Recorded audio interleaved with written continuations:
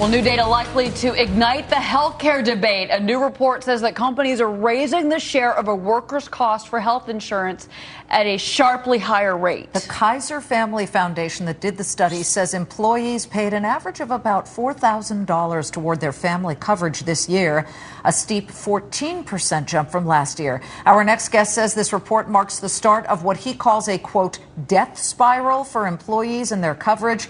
We are pleased to have back Dr. Sreedhar Potarazu. He's CEO of Vital Spring Technologies, both a doctor and a businessman. Good to have you once again, doctor. Thank you for being here. Good to be back. Thank you. Death spiral? That seems very dramatic. Tell me why you say that, because there are a lot of people out there who say, whoever thought of having employers shoulder the entire cost of an employee's health care in the first place?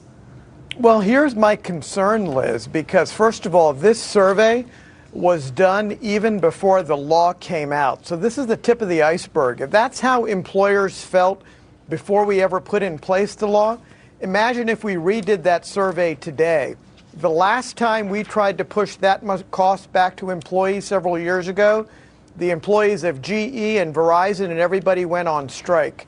And the minute you start adjusting these kinds of financial incentives with consumers by raising the co-payments or their deductibles, they do a couple of things. Either they stop seeing doctors or they end up going to emergency rooms for their primary care, and that jacks up the cost of health care enormously.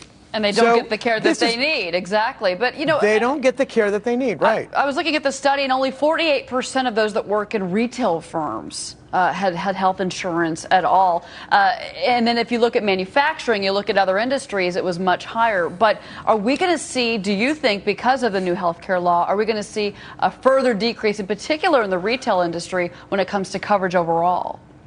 Well, you can. I mean, the numbers are already low. I mean, 48% in the retail industry is a low number. And then on top of that, what retail employee is going to necessarily want to take on the burden in their low-wage salary today of a higher deductible? They've got a couple of options. Either they don't get any coverage at all, and then they have to go into the exchange that's going to be set up in the next couple of years. The exchange isn't going to be any cheaper, even though they're going to be able to get insurance. So we're going to still see a lot of people out there who aren't going to have the right coverage, and they're not going to be able to keep the right doctors, because the other thing is insurance companies are starting to narrow the networks of the doctors they're willing to pay or accept. Well, just which by the means way, that we just showed a board of the insurers. Most of them are up more than 2%, so clearly they're not suffering at all. Doctor, isn't this increased cost shifting from the employer to the employee just an extension of a trend that we've seen for years now, not just under this administration, but past administrations, that for quite some time now, employers have been saying, I can't afford to shoulder that much cost of an employee's health care? We keep going through these cycles over and over again, Liz. You're absolutely right. And every time the employers are backed into a corner, the knee-jerk response is shift costs back to the employees until we can figure out what to do.